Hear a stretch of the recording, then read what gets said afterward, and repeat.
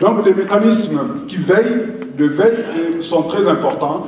Et aujourd'hui, nous avons une chose, un produit de l'arachide, mais mange peu l'huile d'arachide, consomme peu l'huile d'arachide. C'était l'huile du beurre de karité. Aujourd'hui, on ne sait pas ce qu'il en est devenu, parce que voilà l'une des industries les plus importantes dont le monde entier a besoin. Il n'y a pas de chocolat sans beurre de karité. Sans beurre de karité, il n'y a pas de chocolat. On ne stampillera pas chocolat si ce n'est pas produit avec le beurre de karité. Inagrim, initiative agricole pour le Mali en France, organisée ce samedi 27 octobre 2018 à la mairie de Montreuil, son forum annuel. Cette année, le forum a connu la présence du chef de cabinet du ministre de l'Agriculture du Mali. L'objectif principal de Inagrim est de placer l'agriculture au cœur des enjeux de la diaspora malienne. Son président, Mamadou Komé, nous en dit davantage. L'Inagrim, c'est Initiative agricole pour le Mali en France.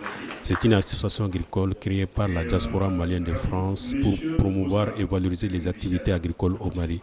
L'objectif principal de l'association est de contribuer à la lutte contre la pauvreté et la famine par le développement du secteur agricole au Mali et par l'implication de la diaspora malienne. Notre mission est de faire intéresser la diaspora malienne au secteur agricole. Nos terres, ça m'a beaucoup touché. J'ai fait des nuits blanches quand j'étais ici. Je me suis dit, je vais aller chez moi. Je suis allé. J'en ai essayé, mais Mali, ce n'est pas facile. Au Mali, ce n'est pas du tout facile.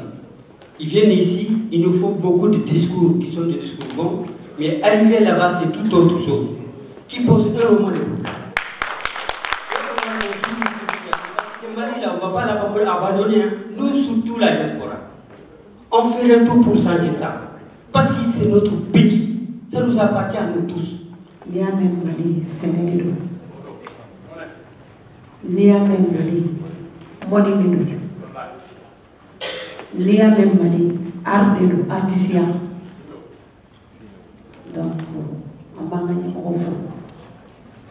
Nena nakana nyenikali ke komi ni be bara mi konona iba nyanyini de abenya chukodi abeke chukodi abere si chukodi nere salone yirituru damene nere parce que artisan bilama retraité artisuli on te sarata kalola donc on artisu fananga ka bara werke bara mi nabsi ka retraité dama un jour. Donc, les hectares, Mougassan, n'y a de Bourdique. Donc, maintenant, les j'adore les Bourdiques, n'y a tout dit. Donc, dans ma salle, il y a un bol tout dit. N'y a papa et fananique, papa et les symboles tout dit. Donc, effectivement, n'y a pas un fananique, pas un chama blanc, pas un bel symbole tout dit. Donc, paradante, donc, il a droit à ye école ma école ni tout sous ta café bigini ibodi nyaso nena bi kana na famo ni ka ola abe nyambolo todi abe resimbolo todi. À s'investir dans l'agriculture, nous parlons des enjeux et opportunités d'investissement. D'ailleurs, cette année, le thème c'est enjeux et opportunités d'investissement de la diaspora dans le développement du secteur agro-industriel du Mali. Donc, on essaye d'échanger sur les filières porteuses, comment créer des sociétés, comment accompagner les Maliens de la diaspora, comment faciliter les démarches administratives. C'est ce que l'API va nous délivrer. Mais le ministère de l'Agriculture aussi est là pour nous faciliter, pour nous dire quelles sont les politiques gouvernementales en la matière pour vraiment inciter cette diaspora à s'investir dans l'agriculture. Nous sommes en partenariat avec le ministère, ça fait très longtemps. Chaque année, le ministère parraine ces forums-là et nous aussi, on participe de notre côté à toutes les activités du ministère, dont le salon qui est organisé à Paris. Cette année, nous avons un projet, une opération de 830. Donc c'est pour vous dire que honnêtement, aujourd'hui, le pays est à un niveau de mécanisation qui...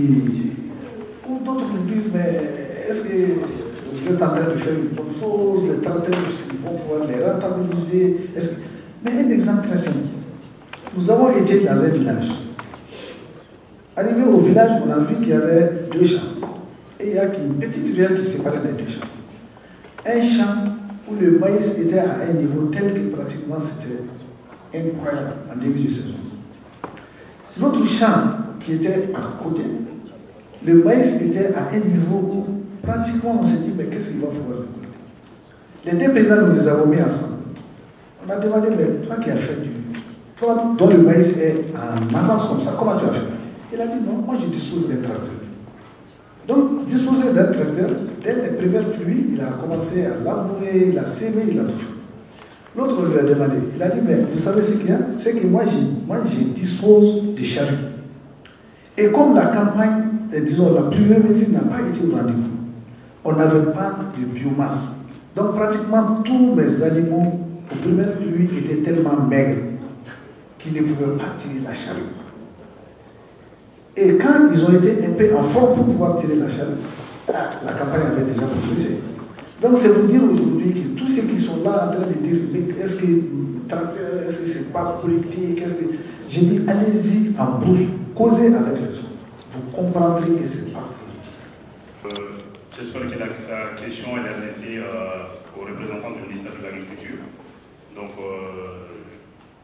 je ne pense pas que ce soit nécessaire de reprendre la question en français, donc vous l'avez déjà compris.